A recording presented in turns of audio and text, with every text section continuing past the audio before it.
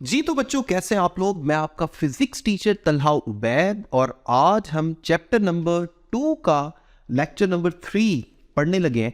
और इस लेक्चर में भी हम कुछ छोटे छोटे शॉर्ट क्वेश्चंस करेंगे, जिसमें से पहला हमारा शॉर्ट क्वेश्चन है multiplication of a vector with a scalar. सबसे पहली बात तो ये कि स्केलर का क्या मतलब है। हम पिछले लेक्चर्स में देख चुके हैं कि स्केलर में सिर्फ और सिर्फ मैग्नीट्यूड होती है, यानी कीमत होती है। और एक स्केलर की जो मैग्नीट्यूड है यानी कीमत, उसको जाहिर करने के लिए मैं कोई नंबर यूज कर सकता हूं। जैसे फॉर एग्जांपल मैं यहां पर नंबर यूज कर लेता हूं। यहाँ अभी पहले मैं आपको एक छोटी सी एग्जांपल से समझाने लगा हूं। फर्ज कर लें मेरे पास नंबर है 2 और मेरे पास जो वेक्टर है वो भी सामने आपको नजर आ रहा है। इसकी कोई ना कोई लेंथ है और इसकी कोई ना कोई डायरेक्शन भी है। इसकी फर्ज कर लें ये डायरेक्शन है इस तरफ, और इसकी लेंथ को मैं फर्ज कर लेता हूं कि ये है 2 सेंटीमीटर। ठीक है, तो मैग्नीट्यूड का भी आपको पता चल गया। वेक्टर की मैग्नीट्यूड कितनी है, 2 सेंटीमीटर, और इसकी डायरेक्शन किस तरफ है, उस तरफ। अब अगर इसको मैं, इस वेक्टर को मैंने नाम भी दे दिया वेक्टर ए का।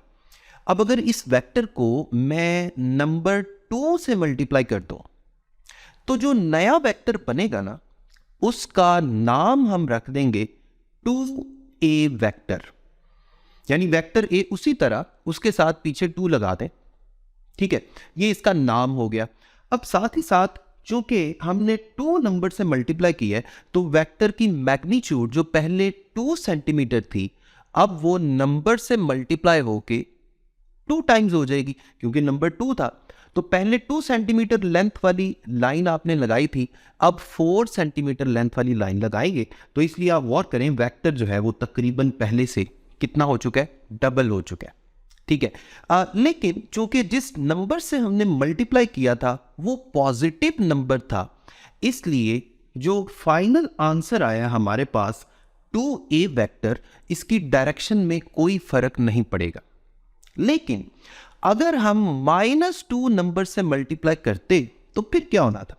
देखिए, वेक्टर की लेंथ तो अब भी डबल हो जाएगी, क्योंकि नंबर जिससे हम मल्टीप्लाई कर रहे हैं वो 2 है, तो मैग्नीट्यूड डबल हो जाएगी। यानी पहले 2 सेंटीमीटर की लेंथ थी वेक्टर ए की, अब वो कितनी सेंटीमीटर का लेंथ वाला वेक्टर बन जाएगा, 4 सेंटीमीटर वाली लेंथ वाला वेक्टर बन जाएगा। लेकिन चूंकि अब नेगेटिव नंबर से आप मल्टीप्लाई कर रहे हैं, तो इस वेक्टर की डायरेक्शन ऑपोजिट हो जाएगी, क्योंकि हमने नेगेटिव नंबर से मल्टीप्लाई किया। ठीक है, और इस वेक्टर का हम नाम रख देंगे -2a। So simple. अगर पॉजिटिव नंबर से मल्टीप्लाई करेंगे तो डायरेक्शन सेम रहेगी, अगर नेगेटिव नंबर से मल्टीप्लाई करेंगे तो डायरेक्शन ऑपोजिट हो जाएगी। इसी तरह जिस नंबर से मल्टीप्लाई करेंगे उसको वेक्टर के साथ जोड़ के लिख दें, तो ये हमारे वेक्टर का नया नाम बन जाएगा। और एक और बात, वेक्टर को जब हम किसी भी नंबर से मल्टीप्लाई कर रहे हैं तो जो आंसर में वेक्टर आता है उसे प्रोडक्ट वेक्टर कहा जा सकता है। प्रोडक्ट वेक्टर, जो आंसर में वेक्टर आ रहा है। जब इससे पिछले लेक्चर में मैंने आपको बताया था कि जब वेक्टर्स को ऐड किया जाए तो जो आंसर आता है उसे हम रिजल्टेंट वेक्टर कहते हैं। लेकिन यहां पर हम वेक्टर को एक दूसरे नंबर से मल्टीप्लाई कर रहे हैं, तो जो आंसर आ रहा है उसे हम प्रोडक्ट वेक्टर कह देते हैं। तो पहले पॉजिटिव नंबर से मल्टीप्लाई किया तो जो प्रोडक्ट वेक्टर आया वो 2a था। जब मैंने नेगेटिव नंबर से मल्टीप्लाई किया तो जो प्रोडक्ट वेक्टर आया वो -2a है। और जिस नंबर से हम मल्टीप्लाई कर रहे हैं, वेक्टर की मैग्नीट्यूड उस नंबर से मल्टीप्लाई होकर वेक्टर की लेंथ को बढ़ा देगी, जैसे यहां पर हुआ +2a और -2a के केस में। इसी तरह अगर नंबर नेगेटिव है तो सो सिंपल, डायरेक्शन ऑपोजिट हो जाएगी और कोई फर्क नहीं पड़ेगा। अब हम इसको थोड़ा सा सिस्टमैटिकली लिख लेते हैं, ताकि आप एग्जाम में जब क्वेश्चन आपको आए तो आप बड़ा अच्छे तरीके से आंसर कर सकें। तो सबसे पहले मैं एक छोटी सी हेडिंग लिखता हूं, multiplication with positive number. Positive number से क्या मुराद है, स्केलर। यानी यहां पर जो स्केलर है ये पॉजिटिव है, फर्ज कर लें। पिछली क्लासेस में, स्कूल क्लासेस में आप पढ़ चुके हैं कि पॉजिटिव नंबर जो है ये हमेशा 0 से बड़े जो नंबर है उनको पॉजिटिव कहा जाता है, और जो नेगेटिव नंबर्स हैं वो 0 से छोटे होते हैं। तो फर्ज कर लें नंबर है, उसका नाम मैं रख देता हूं स्मॉल n।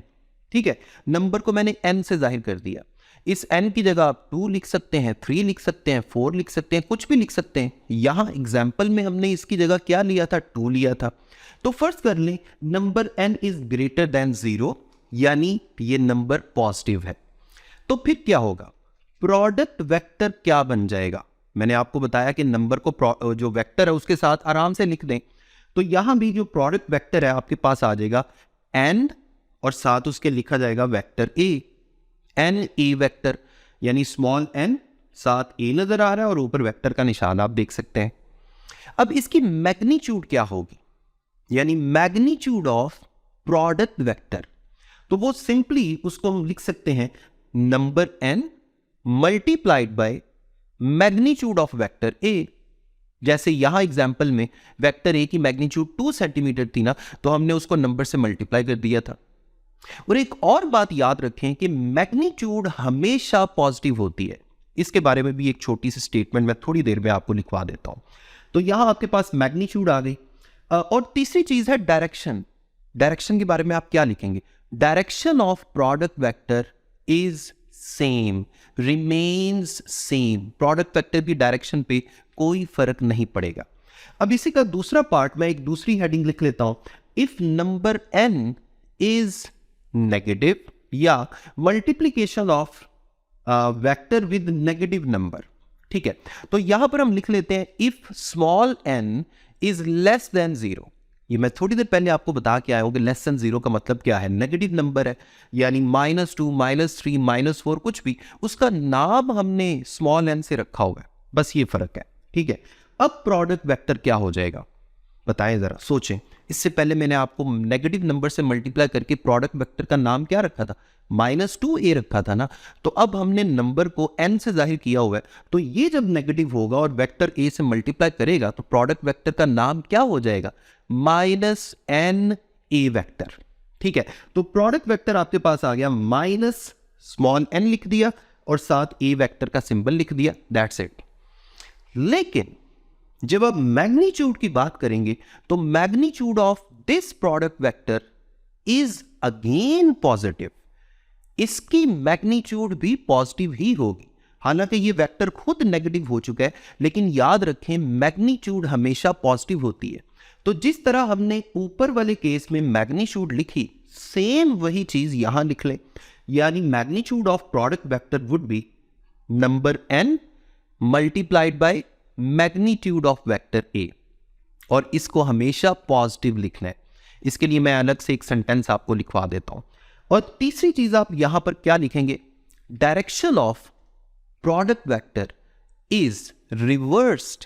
क्यों रिवर्स हुई, क्योंकि अब नंबर नेगेटिव था, इसलिए डायरेक्शन रिवर्स हो गई, बात खत्म हो गई। अब मैं मैग्नीट्यूड के बारे में आपको बता देता हूं। जब भी आपसे किसी MCQ में या किसी शॉर्ट क्वेश्चन में वो ये पूछे why the magnitude of a vector is always positive, या वो अगर आपसे ये पूछे कि can the magnitude of vector be negative, क्या वेक्टर की मैग्नीट्यूड नेगेटिव हो सकती है, तो इसका एक सेंटेंस में आप आंसर कर सकते हैं। या उससे पहले मुझे ये बताएं कि वही शुगर वाली एग्जांपल जो लास्ट लेक्चर में मैंने आपको दी थी कि आप 5 किलोग्राम शुगर लेने गए हैं, तो क्या कभी आप कह सकते हैं कि मुझे -5 kg शुगर दे दो, मार्केट वो जो शॉपकीपर है उसे, ऐसा तो नहीं हो सकता। किसी भी कीमत की अगर बात की जाएगी तो वो हमेशा पॉजिटिव होती है, बस ये चीज अपने ज़हन में बिठा लें। तो यहां भी हम सेम यही चीज लिखेंगे। मैं अलग से बॉक्स में आपको लिखवा देता हूं, यहां पे एक छोटी सी हेडिंग हम लिख लेते हैं, why the magnitude of vector is always positive. तो इसके नीचे हम क्या लिखेंगे, magnitude is the effective value of a vector. Vector की मैग्नीट्यूड का क्या मतलब है कि ये उसकी इफेक्टिव वैल्यू है, यानी उसकी कीमत है, विच इज ऑलवेज पॉजिटिव। एक लाइन में आपने इसका आंसर दे देना है, दैट्स इट। ठीक है, तो हमने पॉजिटिव नंबर से भी मल्टीप्लाई कर दिया, नेगेटिव नंबर से भी मल्टीप्लाई कर दिया। अब एक छोटा सा MCQ मैं आपसे पूछता हूं, जरा सोच के आपने आंसर करना है। MCQ ये है, अगर मैं आपको एक इक्वेशन सामने लिख दो और वो इक्वेशन है vector b is equal to -3a vector. Vector b किसके इक्वल है, -3a वेक्टर। और क्वेश्चन मैं आपसे ये करूं, what is the angle between A and B? तो सोचें जरा, मैं आपको ऑप्शंस दिखवा देता हूं। Option A 0 degree, option B 90 degree, option C 45 degree, option D जो है वो है 180 डिग्री। जी, आपने ठीक इसको आपने सोचा है कि चूंकि आप गौर कीजिए, वेक्टर ए को हम -3 से मल्टीप्लाई कर रहे हैं तो वेक्टर बी बन रहा है, ऐसा ही है ना, b is equal to -3a। और मैंने अभी थोड़ी देर पहले बताया कि जब नेगेटिव नंबर से मल्टीप्लाई करें तो डायरेक्शन रिवर्स हो जाती है। इसका मतलब है वेक्टर ए की अपनी जो भी डायरेक्शन है, जब उसको -3 से मल्टीप्लाई करेंगे तो डायरेक्शन रिवर्स हो जाएगी। यानी वेक्टर बी और ए एक दूसरे के ऑपोजिट है, और अगर ये एक दूसरे के ऑपोजिट है, दोनों में एंगल कितना होगा? 180 डिग्री। तो आपका आंसर कौन सा ठीक होगा? 180 डिग्री वाला। इस तरह से आप इसको देखेंगे। लेकिन अगर इसी में मैं आपको दूसरी तरह का क्वेश्चन पूछूं, जैसे फर्ज कर ले मैं आपसे ये कहता हूं, वेक्टर बी, अगर वेक्टर बी इक्वल है 2 टाइम्स ऑफ वेक्टर ए, अब ए और बी में क्या एंगल होगा? तो इसका आंसर होगा 0 डिग्री। क्यों? क्योंकि अब आप ए को पॉजिटिव नंबर से मल्टीप्लाई कर रहे हैं तो फिर वेक्टर बी हासिल हो रहा है। हम कह सकते हैं कि ए को पॉजिटिव नंबर से मल्टीप्लाई करेंगे तो डायरेक्शन तो सेम रहेगी, तो इसलिए ए और बी के दरमियान इस केस में कितना एंगल होगा? 0 डिग्री। तो ये कुछ छोटे मोटे एमसीक्यू से। अच्छा, इसी में एक और छोटी सी एग्जांपल मैं आपके सामने रखना चाहता हूं। इसी छोटे से टॉपिक के अंदर आपसे अगर वो ये पूछे कि क्या स्केलर जब वेक्टर के साथ मल्टीप्लाई होता है तो क्या उसकी डायमेंशन सेम रहती है या डिफरेंट हो जाती है? यानी जब हम वेक्टर को किसी स्केलर से मल्टीप्लाई करें तो क्या वेक्टर की जो डायमेंशन है वो सेम रहेगी या डिफरेंट हो जाएगी? अब ये जो डायमेंशन वाला टॉपिक है, ये हम चैप्टर नंबर 1 में पढ़ते हैं। चैप्टर 1 का लास्ट टॉपिक है। उसमें अगर आपको यहां पर डायमेंशन के बारे में थोड़ी सी भी कंफ्यूजन होगी ना, तो आपने चैप्टर 1 का आखिरी लेक्चर देख लेना है, आपको वहां बड़ा अच्छा क्लियर हो जाएगा। तो यहां मैं एग्जांपल आपको समझा देता हूं। अच्छा, क्वेश्चन ये है कि क्या वेक्टर स्केलर से मल्टीप्लाई हो तो डायमेंशन सेम रहती है या डिफरेंट होती है? तो इसको अलग बॉक्स में एक एग्जाम्पल की मदद से समझ लेते हैं। आंसर मैं आपको पहले ही बता देता हूं कि जब वेक्टर को स्केलर से मल्टीप्लाई करें तो जरूरी नहीं है कि डायमेंशन सेम रहेगी, डायमेंशन चेंज हो सकती है। एग्जाम्पल मैं आपको देता हूं। यहां पर एक फॉर्मूला लिखते हैं जो आपने 9-10 क्लासेस में पढ़ा हुआ है, P is equal to mv। अब P क्या चीज है? P एक वेक्टर है, और ये कौन सा वेक्टर है? ये लीनियर मोमेंटम का वेक्टर है। इसमें m क्या है? ये स्केलर है यानी मास, और v क्या है? ये वेलोसिटी वेक्टर है। अब यहां गौर करें, वेलोसिटी वेक्टर मास स्केलर से मल्टीप्लाई हो रहा है, तो जो आंसर में वेक्टर आ रहा है वो कोई और वेक्टर है, वो वेलोसिटी वेक्टर नहीं है। वो कौन सा वेक्टर है? मोमेंटम वेक्टर है। अब जरा सोचते हैं कि क्या यहां पर डायमेंशन ने भी क्या आपस में मल्टीप्लाई किया है? बिल्कुल किया है। अब गौर करें, वेलोसिटी की जो डायमेंशन है ये होती है एल टी इनवर्स। मास की डायमेंशन क्या होती है? m। तो जब आप m और v को मल्टीप्लाई कर रहे हैं तो m और v की डायमेंशंस भी आपस में मल्टीप्लाई होंगी, और जो आंसर में डायमेंशन आएगी वो कोई और डायमेंशन होगी। और वो कौन सी डायमेंशन है? m l t का इनवर्स। अब m l t का इनवर्स जो है, ना तो ये मास की डायमेंशन है ना ये वेलोसिटी की डायमेंशन है। ये किसकी डायमेंशन है? ये लीनियर मोमेंटम की डायमेंशन है। इसका मतलब है जब वेक्टर किसी स्केलर से मल्टीप्लाई होता है तो जो आंसर में वेक्टर आता है वो किसी और नेचर वाला वेक्टर होता है या किसी और किस्म वाला वेक्टर होता है। तो ये पॉइंट भी आपने याद रखना है। अब हम मूव करते हैं नेक्स्ट छोटी सी डेफिनेशन की तरफ। नेक्स्ट हमारा टॉपिक है यूनिट वेक्टर। यूनिट वेक्टर, अच्छा, इसके नाम से आपको समझ आ रही होगी, यूनिट, यूनिट का मतलब होता है 1। तो इसके नाम से ही हम समझ सकते हैं यूनिट वेक्टर ऐसा वेक्टर है जिसकी अपनी मैग्नीट्यूड 1 होती है। Unit vector is the vector whose magnitude is 1। लेकिन फिर इसका फायदा क्या है?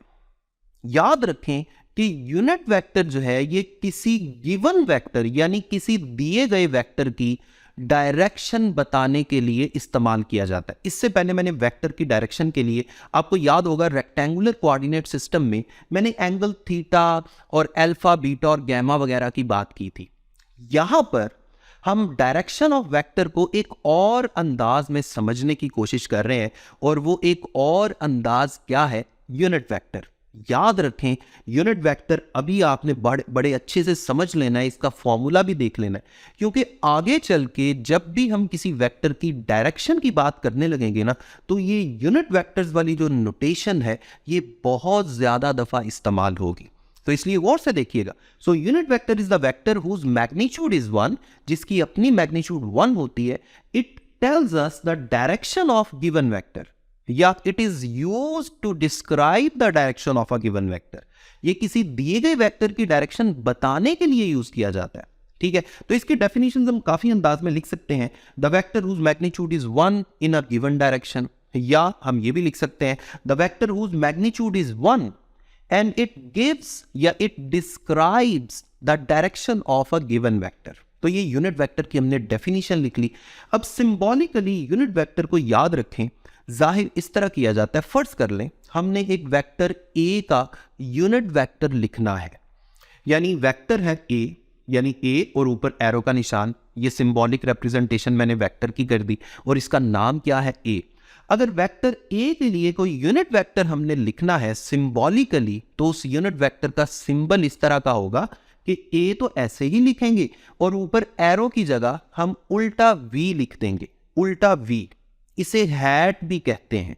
तो हम कह सकते हैं कि ए हैट, ए के ऊपर उल्टा वी लिख दें, इसे मैं बोलूंगा ए हैट।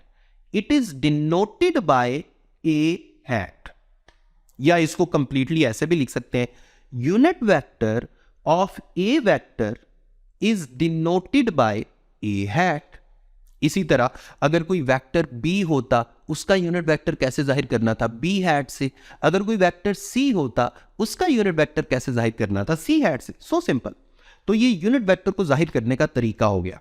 अब हम यूनिट वेक्टर का फॉर्मूला बनाने जा रहे हैं। गौर से देखिएगा, इससे पहले ये हम जानते हैं कि वेक्टर में मैग्नीट्यूड और डायरेक्शन दो चीजें होती हैं। तो मैं ऐसा करता हूं, पहले मैं वर्ड्स की शक्ल में एक छोटा सा फॉर्मूला लिखने की कोशिश करता हूं। वेक्टर, ये पूरा वर्ड मैंने लिख दिया। Vector is equal to magnitude और साथ मैंने मल्टीप्लाई करके डायरेक्शन लिख दिया। यहां से मैं यूनिट वेक्टर का फॉर्मूला बनाऊंगा, क्योंकि हम जानते हैं वेक्टर में दो चीजें होती हैं। तो फर्स्ट करने वेक्टर था हमारे पास ए वेक्टर। ए वेक्टर की मैग्नीट्यूड को कैसे जाहिर करेंगे? ऊपर से एरो हटा दें और इसको थोड़ा सा इटैलिक करके लिख लें।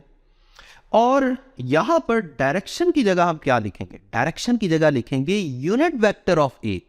और अभी मैंने ऊपर आपको बताया कि यूनिट वेक्टर ऑफ ए कैसे लिखते हैं? ए हैट से। तो इसका मतलब है vector A is equal to magnitude of A multiplied by unit vector of A। इस तरह से हम इसे लिखेंगे। और यहां से A हैट यानी यूनिट वेक्टर का फॉर्मूला कैसे बनेगा? मैग्नीट्यूड ऑफ A को लेफ्ट हैंड साइड पे आप डिवाइड कर दें तो आपके पास A हैट यानी unit vector of vector A का फॉर्मूला आ गया, यानी A hat is equal to A vector divided by A की मैग्नीट्यूड। सिंपल। यानी किसी भी वेक्टर का यूनिट वेक्टर निकालना है ना, तो उस वेक्टर की जो भी वैल्यू है, जो भी फॉर्मूला है, उसे ऊपर लिखें और उसको नीचे डिवाइड कर दें किसके साथ? उसी वेक्टर की मैग्नीट्यूड के साथ। Simple, clear? ये बात तो आपको मैंने बता दी। अब हम थोड़ा सा आगे मूव करते हैं। अब हम यूनिट वेक्टर्स की कुछ एग्जाम्पल्स करने लगे हैं। सबसे पहले मैं एग्जाम्पल्स में एक छोटी सी हेडिंग लिखता हूं, रेक्टेंगुलर यूनिट वेक्टर्स या कार्टेशियन यूनिट वेक्टर्स भी कहते हैं। जैसे हमने पिछला टॉपिक पढ़ा था ना, रेक्टेंगुलर कोऑर्डिनेट सिस्टम, तो उसे कार्टेशियन कोऑर्डिनेट सिस्टम भी कहते हैं। ठीक है, इसी तरह यहां पे रेक्टेंगुलर यूनिट वेक्टर्स या कार्टेशियन यूनिट वेक्टर्स। अच्छा, याद रखें, यहां पर मैं एक 3 डायमेंशनल रेक्टेंगुलर कोऑर्डिनेट सिस्टम आपको दिखा रहा हूं। ये एक्स एक्सिस है, इस तरफ वाई एक्सिस है और बाहर की तरफ जी एक्सिस है। यानी ये तीनों एक्सिस आपस में 90 का एंगल बना रहे हैं। ये हमने लास्ट लेक्चर में पढ़ा था, लेक्चर नंबर 1 में हमने डिटेल में ये डिस्कस किया था। याद रखें, जब भी कोई वेक्टर एक्स एक्सिस के अलोंग होगा कोई भी वेक्टर, उसकी डायरेक्शन बताने के लिए जो यूनिट वेक्टर हम यूज करेंगे उसका नाम पता क्या है?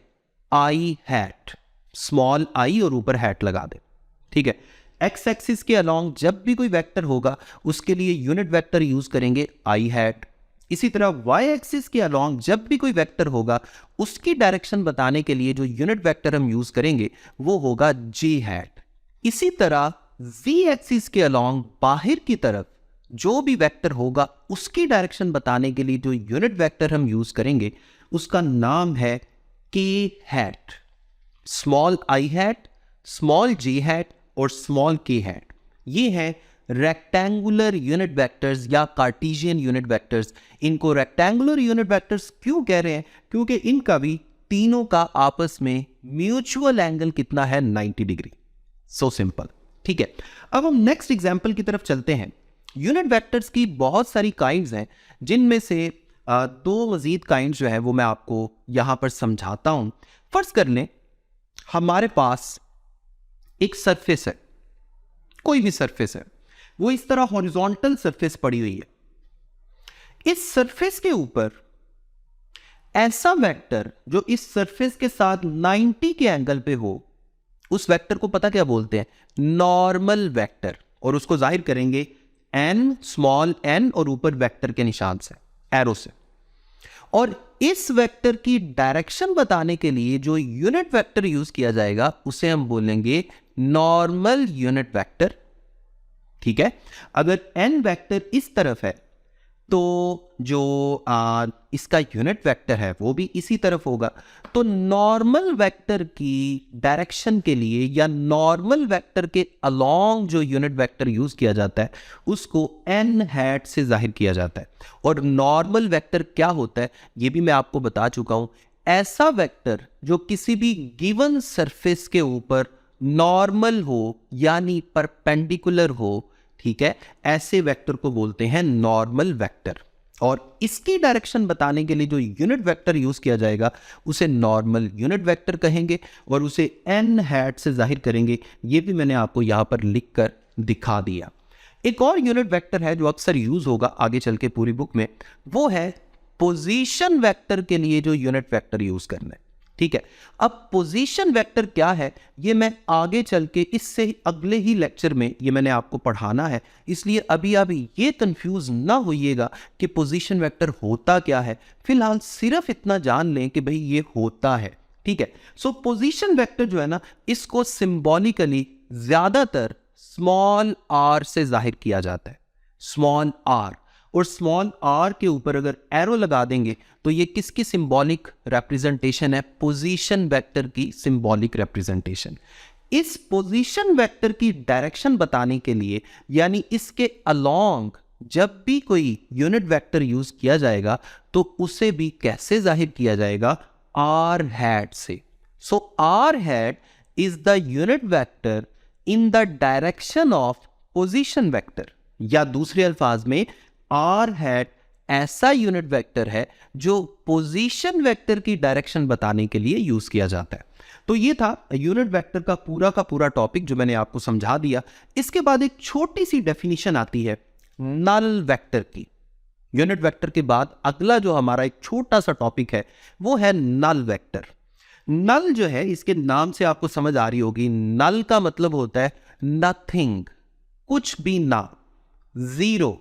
तो इसका मतलब है नल वेक्टर ऐसा वेक्टर है जिसकी मैग्नीट्यूड यानी इसकी कीमत जीरो होती है। तो फिर इसकी डायरेक्शन क्या होगी? याद रखें इसकी कोई भी डायरेक्शन हो सकती है, एनी डायरेक्शन। इसके लिए हम वर्ड यूज करते हैं आर्बिट्ररी डायरेक्शन। आर्बिट्ररी का मतलब है any direction. So null vector is the vector whose magnitude is zero and its direction is arbitrary direction और any direction। और नल वेक्टर को सिंबॉलिकली जाहिर किया जाता है जीरो लगा के, ऊपर एरो का निशान, या इसी जीरो को अगर बोल्ड करके लिख लेंगे तो ये भी ठीक है। लेकिन जैसे मैंने पहले आपको बताया कि मेरे लिए पर्सनली ज्यादा इजी क्या है कि मैं सिंपल जीरो लिख के ऊपर एरो का निशान लगा दूं। तो ये था नल वेक्टर की इसको डिनोट करने का तरीका कि इसको हम किस तरह जाहिर करते हैं। अब मैं एक छोटी सी एग्जांपल से आपको समझाता हूं कि नल वेक्टर आता कैसे है। अच्छा, इससे पहले आप ये सोचें कि नल वेक्टर जब कुछ है ही नहीं तो इसकी जरूरत क्या है। देखिए, सिंपल सी बात है, नंबर्स में यानी स्केलर्स में एक नथिंग वाला नंबर होता है ना, जिसे कहते हैं जीरो। इसी तरह वेक्टर्स में एक नथिंग वाला वेक्टर है जिसे बोलते हैं नल वेक्टर। ठीक है, एग्जाम्पल हम देखते हैं। फर्ज कर लें आपके पास दो वेक्टर्स है, एक है वेक्टर ए और दूसरा है इसी का नेगेटिव वेक्टर, और दोनों की डायरेक्शन जारी बात है एक दूसरे के ऑपोजिट होगी। हम इससे पहले लेक्चर में देख चुके हैं। अगर वेक्टर ए की डायरेक्शन उस तरफ है तो वेक्टर ए माइनस ए की डायरेक्शन मेरी तरफ होगी। अब अगर मैं ए में माइनस ए को ऐड कर दूं तो नीचे मैथमेटिकली मैं कैसे लिखूंगा, ए प्लस माइनस ए, ब्रैकेट के अंदर माइनस ए लिख दिया। अब जरा गौर करें, यहां फर्स्ट वेक्टर है ए, तो पहले मैंने ए को ड्रॉ कर दिया। दूसरा वेक्टर कौन सा है, माइनस ए, तो माइनस ए को मैंने ऐसे ड्रॉ किया कि माइनस ए की जो टेल है वो पहले वेक्टर यानी ए के हेड के साथ मिले। अब जरा गौर करें, जब माइनस ए की टेल को मैंने ए के हेड से जोड़ा तो माइनस ए का अपना हेड ए की टेल से जुड़ गया, यानी दोनों एक दूसरे के पीछे लगे हुए हैं। हम कह सकते हैं कि अगर मैं यहां पर रिजल्टेंट निकालने की कोशिश करूं, रिजल्टेंट कैसे निकालते हैं, मैंने आपको इसका मेथड बताया था। पहले वेक्टर की टेल से शुरू करके आखिरी वेक्टर के हेड तक। जरा गौर करें, फर्स्ट वेक्टर की टेल भी उधर ही है और आखिरी वेक्टर का हेड भी उधर ही है। इसका मतलब है हमने कहीं नहीं जाना, उधर ही रहना है, यानी पहले की टेल और आखिरी वेक्टर का हेड उधर ही है। तो रिजल्टेंट वेक्टर क्या आएगा, ये होगा null vector. This resultant vector is actually null vector. हम मैथमेटिकली लिख सकते हैं वेक्टर ए प्लस ब्रैकेट के अंदर minus A is equal to zero लगा के ऊपर एरो लगा दे, this is actually null vector. तो ये नल वेक्टर की एक छोटी सी एग्जांपल थी जो मैंने आपको बता दी। इस एग्जांपल से हमें ये पता चलता है कि जब भी लास्ट वेक्टर का हेड पहले वेक्टर की टेल से मिल जाए तो बगैर सोचे समझे समझ लें कि इसका रिजल्टेंट कितना है, वो नल वेक्टर है। अच्छा, इसके बाद एक और डेफिनेशन आती है। जैसे मैं पहले आपको बता रहा था कि ये सारी डेफिनेशन जो मैं आज करवा रहा हूँ ये शॉर्ट क्वेश्चंस हैं या एमसीक्यूज के लिए हैं, तो इस चीज़ को भी आप अपने माइंड में रखिएगा। इसके बाद अगली डेफिनेशन आती है इक्वल वेक्टर्स। इक्वल वेक्टर्स, अच्छा, इनके नाम से आपको समझ आ रही है, इक्वल का मतलब है बराबर वेक्टर, ऐसे वेक्टर जो बिल्कुल एक दूसरे के बराबर है। तो इक्वल वेक्टर्स में दो बातों का आपने ख्याल रखना है। सारे ऐसे वेक्टर जिनकी मैग्नीट्यूड भी सेम है और डायरेक्शन भी सेम है, इनको हम बोलते हैं इक्वल वेक्टर्स।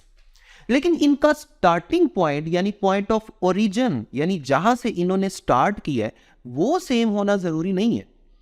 कैसे, जैसे यहां पर आप देखें वेक्टर ए बी सी, इन तीनों की मैग्नीट्यूड भी सेम है और डायरेक्शन भी सेम है, लेकिन इनका ओरिजिन यानी स्टार्टिंग पॉइंट सेम नहीं है। देखिए, वेक्टर ए थोड़ा पीछे से स्टार्ट हो रहा है, वेक्टर बी थोड़ा सा उससे आगे से स्टार्ट हो रहा है, वेक्टर सी भी थोड़ा उससे आगे से स्टार्ट हो रहा है। तो इससे कोई फर्क नहीं पड़ता अगर इनकी मैग्नीट्यूड यानी लंबाई बराबर है और इनकी डायरेक्शन भी सेम है। देखिए, तीनों की डायरेक्शन मेरी तरफ है, तो इसका मतलब ये तीनों इक्वल वेक्टर्स हैं। लेकिन यहां ही अगर कोई दूसरा वेक्टर हो, फर्ज कर लें एक वेक्टर सी मैं इस तरफ इमेजिन कर लेता हूं। अब सी वेक्टर की जो लेंथ है वो भी बाकी तीनों सी नहीं, ये वेक्टर डी है, डी वेक्टर की जो लेंथ है ये भी बाकी तीनों वेक्टर्स जो पहले हमने तीन वेक्टर्स ड्रॉ किए थे उनके बराबर है, लेकिन इनकी डायरेक्शन सेम नहीं है। डी वेक्टर की डायरेक्शन थोड़ी सी और तरफ है। So we can say that D is not the equal vector of A B और C, but A B and C are equal vectors. A B और सी जो पहले तीन वेक्टर मैंने ड्रॉ किए थे ये आपस में इक्वल वेक्टर्स हैं। तो इक्वल वेक्टर्स की डेफिनेशन होगी vectors with equal magnitude and same direction regardless of their point of origin. Regardless का मतलब है कि इस चीज का हमने ख्याल नहीं करना कि ये स्टार्ट कहां से हो रहे हैं, इनके पॉइंट ऑफ ओरिजिन कहां है, स्टार्ट कहां से हो रहे हैं, इससे कोई फर्क नहीं पड़ता। मैग्नीट्यूड और डायरेक्शन सेम होनी चाहिए, आर कॉल्ड इक्वल वेक्टर्स। ठीक है, ये इक्वल वेक्टर्स की डेफिनेशन होगी, साथ मैंने आपको एग्जांपल से समझा भी दिया। यहां तीन टर्म्स हैं जो आपके लिए समझना बहुत जरूरी है, क्योंकि आगे काफी जगहों पे इस तरह की बातें हो सकती हैं। तीन टर्म्स क्या है, एक तो है पैरेलल वेक्टर्स ये मैं साइड पे अलग से बॉक्स में आपको दिखा देता हूं। पैरेलल वेक्टर्स, पैरेलल वेक्टर्स के बारे में याद रखें कि ये ऐसे वेक्टर्स हैं जैसे ट्रेन की पटरी होती है ना, ऐसे वेक्टर्स हैं जिन्होंने आपस में कभी नहीं मिलना और इनकी डायरेक्शन सेम है। पैरेलल वेक्टर्स, पैरेलल वेक्टर्स की पहचान क्या है कि इनका आपस में एंगल 0 होगा, दोनों वेक्टर्स की डायरेक्शन सेम होगी, ठीक है। इसके बाद आ जाता है एंटी पैरेलल वेक्टर्स। अब एंटी पैरेलल वेक्टर्स जो हैं इन्होंने भी आपस में कभी नहीं मिलना, लेकिन इनकी डायरेक्शन बिल्कुल 180 पे है, एक दूसरे के ऑपोजिट है, यानी इनकी कभी नहीं जमती, बिल्कुल एक दूसरे के ऑपोजिट है। जैसे आपका कोई दोस्त हो और आप जो बात कहें आपके बिल्कुल ऑपोजिट वो बात कहे तो आप कहते हैं भाई मेरी तुमसे नहीं जमती, सेम इनकी भी आपस में नहीं जमती। These are anti parallel vectors. और एंटी पैरेलल वेक्टर्स की मैथमेटिकली पहचान ये है कि इनका आपस में एंगल होगा 180 डिग्री। इसके बाद थर्ड टर्म आती है non parallel vectors, non parallel. अब नॉन पैरेलल का क्या मतलब है? याद रखें, नॉन पैरेलल का मतलब है जो आपस में कभी ना कभी मिल जाएं, या कहीं से मिल के आ रहे हैं या इन्होंने फ्यूचर में जाके कहीं मिल जाना है। These vectors are called non parallel vectors, और वो भी मैं सामने आपको तीसरी जगह पर दिखा रहा हूं, नॉन पैरेलल वेक्टर्स। तो ये तो बच्चों आज का लेक्चर उम्मीद करता हूं आपको बहुत अच्छी समझ आ गई होगी। अगले लेक्चर तक पिछले सारे लेक्चर्स अच्छी तरह प्रिपेयर कर लें ताकि आपको अगले लेक्चर समझने में बहुत आसानी हो। अपना ख्याल रखें, मुझे अपनी दुआ में याद रखें। अल्लाह हाफिज़।